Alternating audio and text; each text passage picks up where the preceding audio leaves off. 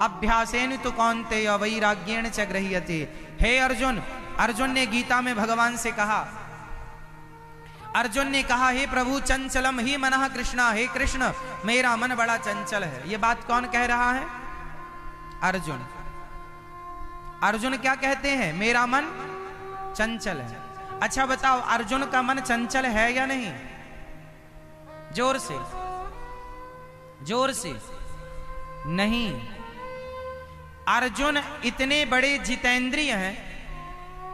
अर्जुन के बारे में कथा महाभारत में आपको मिल जाएगी। एक बार अर्जुन स्वर्ग गए, एक बार अर्जुन स्वर्ग गए तो स्वर्ग में अप्सराएं होती हैं। एक अप्सरा अर्जुन के पास आई और बोली, वाह कितने सुंदर हो, तुम हमारे साथ रहो। भाई स्वर्ग में अप्सराएं तो हैं। अर्जुन भी गए स्वर्ग, एक अप्सरा आ गई बगल में बैठ गई, तुम बहुत सुंदर हो हमारे साथ रहो। अर्जुन ने उस अप्सरा को मां कह के बुलाया, मां आप ये क्या अपराध कर रही हैं? मैं आपका बेटा हूं, मैं आपका पुत्र तुल्य हूं। अप्सरा ने कहा, ना हम स्वर्ग की अप्सराएं हैं, हमारा कोई बेटा बेटा नहीं होता, हमारे लिए तो हर पुरुष भोग्य की सामग्री होता है, तुम हमारे साथ रमण करो बस। अर्जुन बोले, नहीं, अप्सराएं कितनी सुंदर होती हैं। उन अप्सरा ऑफर दे रही है अप्सरा अर्जुन को, हमारे संग रमण करो। अर्जुन क्या कहते हैं? आप हमारी मां हो। क्यों? क्योंकि हमारे खानदान के पूर्वजों के साथ आपने रमण किया है, हमारे बाप दादों के साथ आपने कभी रमण किया है, तो हम उसी वंश में हैं। अब हम आपका सेवन स्त्री के रूप में कैसे करें? अब आप हमारी मां हैं। अर्जुन ने उस महिला के प्रस्ताव को ठुकरा दिया। अब बताओ, कोई सुंदर से सुंदर स्त्री ऑफर दे रही हो अर्जुन को और फिर भी अर्जुन ने ऑफर ठुकरा दिया। वो अर्जुन क्या कहते हैं कृष्ण से कि हे प्रभु मेरा मन बड़ा चंचल है। अब बताओ, क्या अर्जुन का मन चंचल है? इसका मन ऑलरेडी, इसका अर्थ है अर्जुन का मन ऑलरेडी स्थिर है। लेकिन हम जैसे लोगों के लिए अर्जुन ने यह सवाल किया गीता में कि यदि मन चंचल हो तो प्रभु क्या करना चाहिए। जब उस महिला का स्पर्श नहीं किया अर्जुन ने, तो उस महिला ने, उस देवांगना ने, उस अप्सरा ने श्राप दे दिया अर्जुन को, जाओ तुमने एक स्त्री के प्रस्ताव को ठुकराया है, जाओ तुम ब्रह्मन लला हो जाओगे 1 वर्ष के लिए। इसलिए अर्जुन को 1 साल के लिए ब्रह्मन लला बनना पड़ा था, अर्थात नपुंसक बनना पड़ा था 1 साल के लिए वनवास के दौरान। हाँ या ना? वो श्राप था उस अप्सरा का। अर्जुन कहते हैं, हे कृष्ण, हे प्रभु मेरा मन बड़ा अशांत है, क्या करूं?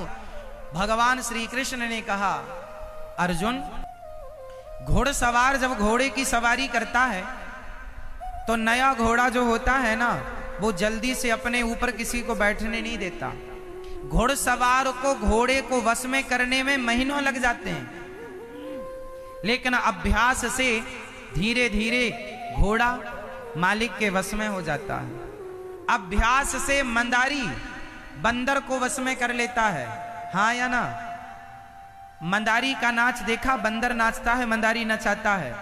बंदर कितना चंचल होता है, लेकिन मंदारी धीरे धीरे उस बंदर को पढ़ाता है, सिखाता है, और एक दिन बंदर उस मंदारी की भाषा समझने लगता है और मंदारी के इशारों पर नाचने लगता है। सोचो कि अभ्यास से घोड़े को वश में किया गया, अभ्यास से बंदर को वश में किया गया, तो अभ्यास से मन को वश में क्यों नहीं किया जा सकता? यदि आप कहते हैं कि मेरा मन वश में नहीं है, तो ये आपकी हार है, ये आपकी असफलता है। सफल व्यक्ति वो है जिसने अपने मन को अपने वश में कर रखा हो। आप यदि अपने मन को अपने वश में ना कर पाए तो बताओ फिर आप क्या, आपकी महिमा क्या?